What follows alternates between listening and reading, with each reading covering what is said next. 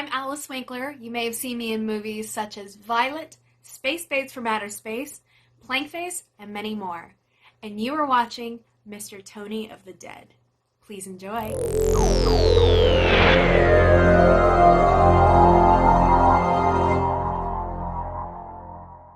Hey everybody, what's going on? Mr. Tony of the Dead here, and I have another movie review for everybody out there.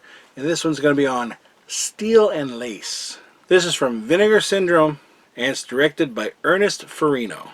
This movie follows Gailey, and she was assaulted and raped and everything by these five guys that were, they're longtime friends and everything, but they're, kind of untouchables. So she takes them to court, and because of lack of evidence, they get off free. And being that this really upsets her, obviously, she goes up to the roof and she commits suicide. And her brother is very, very upset about this. He's lost his sister, and he's also this very, very smart robotics engineer. So he decides to put all these robotic parts into her. So now she's going out taking revenge on these guys that did her wrong. This is a direct-to-video release, which is surprising because I think this is a lot better than a lot of the direct-to-video releases.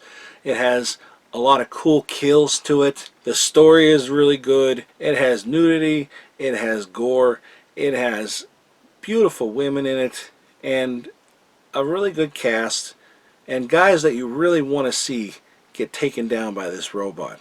Now, she's a robot, and her memory is kind of erased. She remembers that there was a trial and she lost and that, but she's not like the same person she used to be. She knows who she was, but she's basically just doing her brother's bidding, and he's taking the revenge out basically for himself because she's not the same Gailey as she was prior. And this is 5 years after the trial and after she killed herself, when everybody kind of forgot about it, except for obviously her brother.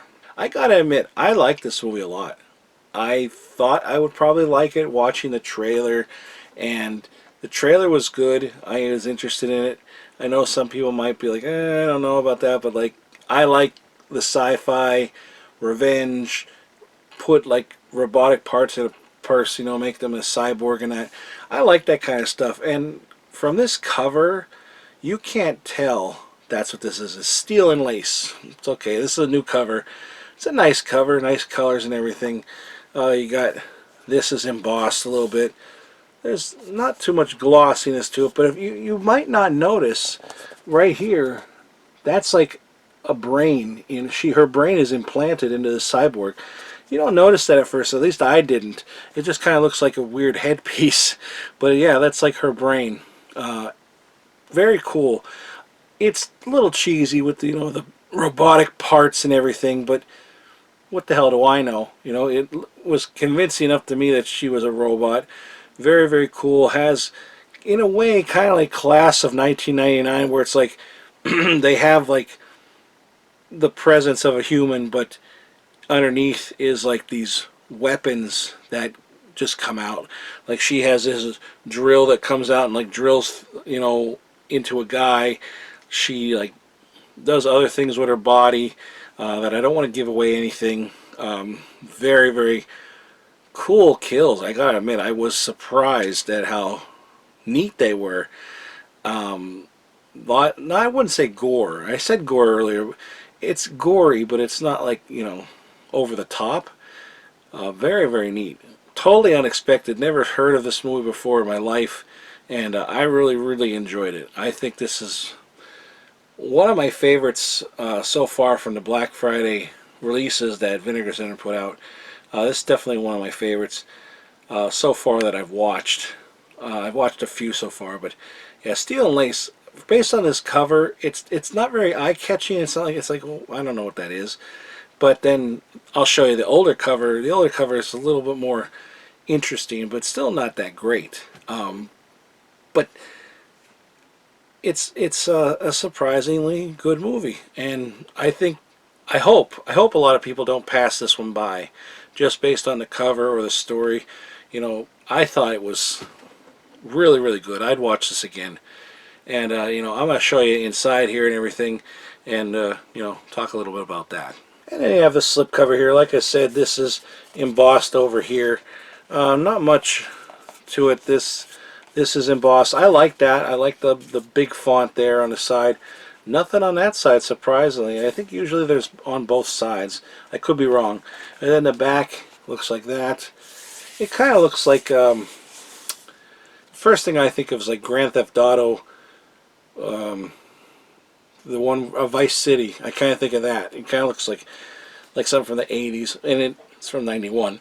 So, yeah, pretty cool. You take this off. But there is one thing. Master Chaos says he's nervous about the butts on the back when they show a cover like this, because there was 2 other movies that he watched that had a butt on the back like this, and they weren't very good. So he is hoping that it's not a thing with Vinegar Syndrome. But I think, to me, this movie eliminates that theory. So hopefully it's just a myth. And there's the old cover. Again, it's not that great, but it's a little more interesting, I guess. And then it has this cover. I have it reversed already. Put it in the case. But, you know, I mean, I like the cover. It's not bad. I guess I would have to say I like this one more. But I just wish that it had a little bit more to do with the movie. I don't know. It kind of throws people off, I think. But, you know, you have in here, Bruce Davison is in here, David Naughton, Claire Wren, Stacy Haddock, Michael Cerveris, and David L. Lander. You know, Claire Wren is from Young Riders. Bruce Davison says longtime companion, but I know him from X-Men. I actually met him once. Stacy Haddock is from Luther the Geek. I believe she is also on Days of Our Lives or something like that for a long time. And I'll tell you about her in the movie as well. And David Naughton's from American Werewolf in London. It's not that long after American Werewolf in London, and I don't know, he looks so much older. Like, he looked like a convincing, you know, 19, 20-year-old, and now it's just, I don't know. Just he's aged a lot in this. I don't know, it's just kind of strange. But I guess that happens. It happens to everybody. And you have the Blu-ray here with the new artwork on.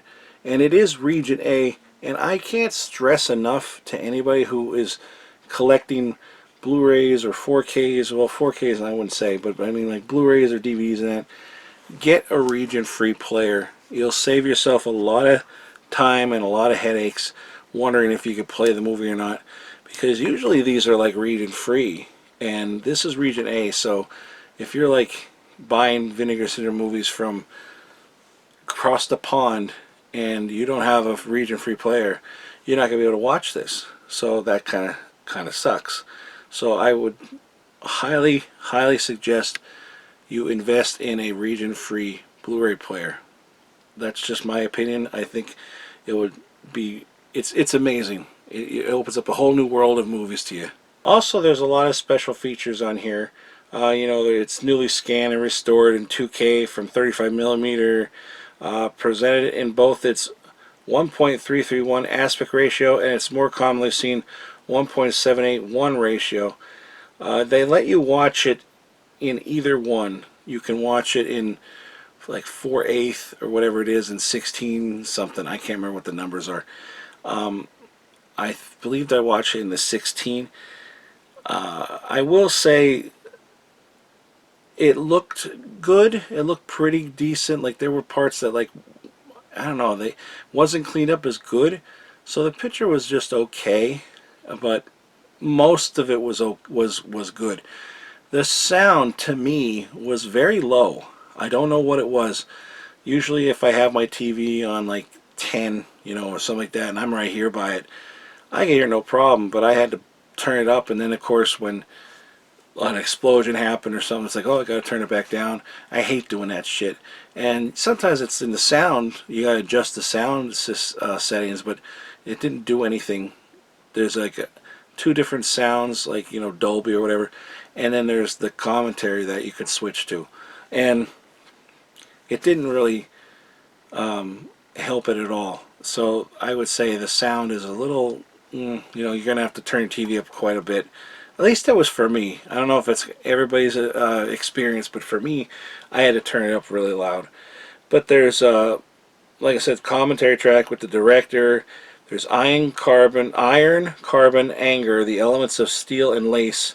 And it's an extended making of documentary featuring the director and producer and co-writer, and also the cinematographer, composer, casting director. You know, a lot of people, special effects, and alongside actors Stacy Haddock, David Naughton, John DeMedia, and Hank Garrett, and Paul Lieber. So you got like a making documentary. There's a documentary in here. There's not like a ton of special features, but there's enough on here. I think, you know, I always like to see documentaries and stuff like that. So you got that on here. Captions were fine, I would say. They worked good with me, and of course you get the reversible artwork and everything. The other person in this movie is, I believe it's Stacy, I don't know how you say it, Haddock, from, like I said, I think she's from Young and Restless. She's like this reporter, not a reporter, she's an artist, and she was doing drawings of Gailey's trial, and she was drawing pictures of her and the guys in the group and everything, and she was just there doing that, and that was like part of her job. And now she's an artist, and she wants to do, somebody hired her to like draw children. She drew children like from gangs and real things in the street that she sees, and I guess that wasn't good enough, so they want her to do an updated drawings of that trial from 5 years earlier and see where they are now, what they look like, you know, if they've moved on, if they're good or not. And that's how she gets involved with this and finds out that, like, you know, Gailey's alive and something strange is going on, like, oh, this guy is dead and this guy's dead and all that kind of stuff. And of course she had a relationship, they don't show it, but she had a relationship with this guy, with David Naughton's character Clifford, but she calls him Clippy. When she said Clippy, I instantly thought of that little paper clip from the computer, you know, back in the day. And no, it wasn't him. But I guess he's a likable character. He's just a, you know, a normal cop, nothing special. I didn't care if he lived or died. She is absolutely gorgeous, fantastic looking woman. And so is Gailey, very beautiful woman. The only thing that I might have missed, or they didn't say it at all, because I don't think they said it. It's just all of a sudden she kills herself, and then the next thing you see is it's 5 years later, and there's her walking around. She's a robot. You know, you know it from reading the back and all that shit, but you don't know why. And then all of a sudden the brother's this robotics engineer expert and everything. It's like, I don't. They never even mentioned that. It would have been nice to like let everybody know, like, hey, you know, or show him working on her or something like that. It would have been nice, but it's just all of a sudden she's a robot and he's an engineer. Like, when did this happen? I don't know, but yeah, it was a good movie. I enjoyed it. I enjoyed it a lot, to be honest. On the front here it says, she's tough, she's tender, she's all woman and all machine. A deadly combination. Steel and lace, a deadly combination. Kind of funny. But yeah, she it's like a mixture, like I said, like class of 1999, maybe even a little like Dark Man in a way there, because of, like, you know, the disguises she uses, and like she has like all these weapons inside of her and stuff like that too. Pretty cool, to be honest. And the bad guys, like the main guys that like did that shit to her, you just want her to get the revenge on them. You know, and you just want it to be brutal. And for the most part, it's pretty damn brutal. I liked it, but like I said, I did have some problems with it. The picture and the sound quality. I don't know. It could just been me, but I think those were a little, you know, shitty. You know, to be honest. But let me know if your copy was like that. Like, was it hard to hear, or was the picture like, eh? You know, I know, again, they do what they can, so it's a little forgivable. And after a while, I didn't even like notice it, but I did notice it. Well, that's it, everybody. That's all I'm going to say about this. I would say give this one a shot. give it a try. It's worth watching, I think, if that sounds like your kind of thing. If not, then I guess you won't be watching it. But yeah, if you could all please give this video a thumbs up, hit the subscribe button, follow me on any one of the social media links in the description box below, and that's it. So thanks everybody for watching, and I'll talk to you all later. Bye.